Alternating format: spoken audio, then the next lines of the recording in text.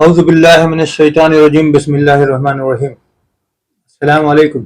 رسول اللہ صلی اللہ علیہ وسلم کے وصال پہ یہ سوال اٹھا کہ اب دین آگے کیسے چلے گا، کیونکہ کچھ قبیلے والوں نے چاہا کہ وہ اپنی زکوٰۃ بیت المال میں جمع کرانے کے بجائے اپنے طور پر خرچ کریں، جس پر حضرت ابوبکر صدیق رضی اللہ عنہ نے سختی سے کہا کہ اگر وہ توبہ نہیں کرتے تو ان سے قتال کیا جائے گا۔ حضرت عمر فاروق رضی اللہ عنہ حیران تھے کہ ہم مسلمانوں سے کیسے لڑیں گے، جبکہ ابوبکر صدیق رضی اللہ عنہ نے صاف کہہ دیا کہ جو نماز اور زکوٰۃ میں فرق کرے گا ہم ان سے لڑیں گے، اگر میرے ساتھ کوئی نہیں جائے گا تو میں اکیلا ان سے لڑوں گا۔ اس پر عمر فاروق رضی اللہ عنہ کو بھی احساس ہو گیا کہ اللہ تعالیٰ نے ابوبکر صدیق رضی اللہ عنہ کا سینہ حق کے لیے کھول دیا۔ ایسی سختی دیکھ کر ان قبیلے والوں نے اپنی زکوٰۃ بیت المال میں جمع کروانا جاری رکھا اور اسلامی نظام کو ٹوٹنے سے بچایا جا سکا۔ لیکن گزرتے وقت کے ساتھ ہم مال کے فتنے میں کچھ ایسے پھنسے کہ آج بیت المال سے محرومی کا احساس بھی نہیں رہا۔ آج نمازیں مسجد میں باجماعت پڑھی جاتی ہیں، لیکن زکوٰۃ انفرادی طور پر اپنی طبیعت سے ادا کی جا رہی ہے۔ پوری زندگی میں کبھی خیال نہیں آتا کہ زکوٰۃ کا نظم اجتماعی طور پر بیت المال کے ذریعے ہونا چاہیے۔ عوامی سطح پہ کوئی فکر، کوئی کڑھن نہیں دکھتی کہ بیت المال کے بغیر نہ ہمارا کوئی خلیفہ ہے، نہ اکانومی میں ہمارا کوئی وزن ہے۔ ہمارے پاس نہ عوامی فلاح کی کوئی پلاننگ ہے، نہ ہی چھوٹے چھوٹے غیر سودی اداروں کو مضبوط کرنے کی کوئی فکر ہے۔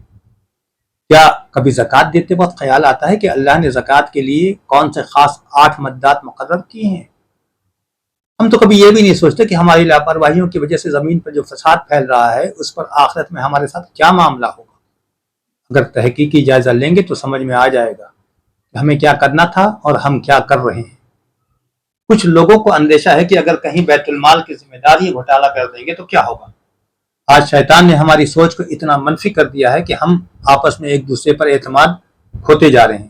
یاد رہے، اتحاد کے لیے شیطان سے اللہ کی پناہ لیتے ہوئے قرآن اور سنت کی پیروی لازمی ہے۔ جہاں اللہ نے بدگمانی سے منع کیا ہے، وہیں غور کریں کہ رسول اللہ صلی اللہ علیہ وسلم اور حضرت ابوبکر صدیق رضی اللہ عنہ نے بیت المال میں کبھی مال کو جمع ہونے ہی نہیں دیا اور صبح ہونے سے پہلے ہی سارا مال تقسیم کر دیتے تھے۔ ہمیں بھی تو اسی سنت کی پیروی کرنی چاہیے۔ اگر بیت المال کی شورا پہلے سے مستحقین کے ڈیٹیلز تیار رکھے گی اور مال وصول ہونے کے دن ہی تقسیم کر دے گی تو نہ مال جمع ہونے پائے گا، نہ کسی گھوٹالے کا اندیشہ باقی رہے گا۔ حضرت ابوبکر صدیق رضی اللہ عنہ کے خلافت کے متعلق یہ بات قیامت تک ہماری رہنمائی کرتی رہے گی۔ آپ رضی اللہ عنہ نے فرمایا کہ میری قوم کو معلوم ہے کہ میں تجارت سے اپنا اور اپنے گھر والوں کا گزارا کرتا تھا، لیکن اب میں خلیفہ ہو گیا ہوں تو میرے بیوی بچے بیت المال کے وظیفے پر گزارا کریں گے اور میں لوگوں کے مال سے لوگوں کو نفع یعنی خلیفہ کا کام قوم کے مال سے قوم کو نفع پہنچانا ہے۔ سوچئے اگر بیت المال ہی نہیں ہے تو کسی قوم کا لیڈر یا خلیفہ کیسے کام کر سکتا۔ آج بیت المال کے بغیر ہم آدھے ادھورے مسلمان رہ گئے ہیں، جو نہ اپنا بھلا کر پا رہے ہیں نہ دنیا کو کوئی فیض پہنچا رہے ہیں۔ ایسے میں اگر دنیا کی دیگر قومیں ہماری برائی کر رہی ہیں تو حیرانی کیا ہے۔ حضرت عمر فاروق رضی اللہ عنہ کی بھی 2 باتیں ہمیشہ یاد رکھنی چاہیے۔ پہلی یہ کہ دنیا مال سے ہے، اور دوسری یہ کہ شیطان کا ہاتھ پکڑنے سے مراد ہے کہ ایسے حالات پیدا کر دو کہ کوئی چاہ کے بھی گناہ نہ کر سکے۔ اگر ہم بیت المال کے ذریعے اجتماعی طور پر خود اپنا نظم نہیں چلاتے تو وسائل کے لیے ہمیشہ دوسروں کے محتاج رہیں گے اور اپنی بربادی کا الزام دوسروں پر دیتے رہیں گے۔ ہمیں ایسا نظم بنانا ہوگا جس سے مالی وسائل کو چوری، گھوٹالے اور نقصان سے بچا کر قومی ترقی کے لیے استعمال کیا جا سکے۔ خبردار رہیں، کیونکہ شیطان اپنی طرف سے پوری کوشش کرتا رہے گا کہ کہیں کوئی بھی انسان اس کے مکر اور فریب سے نکل کر پوری طرح اللہ اور رسول اللہ صلی اللہ علیہ وسلم کی پیروی نہ کرنے لگے۔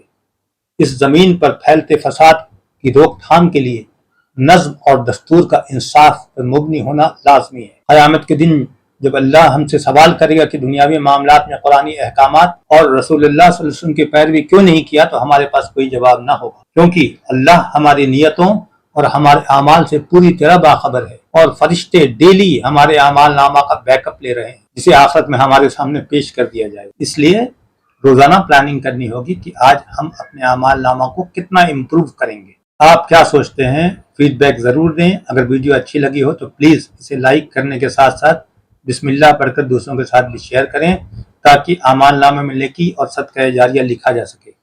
اگر اب تک چینل کو سبسکرائب نہیں کیا ہے تو آج ہی کر لیں۔ جزاک اللہ خیر۔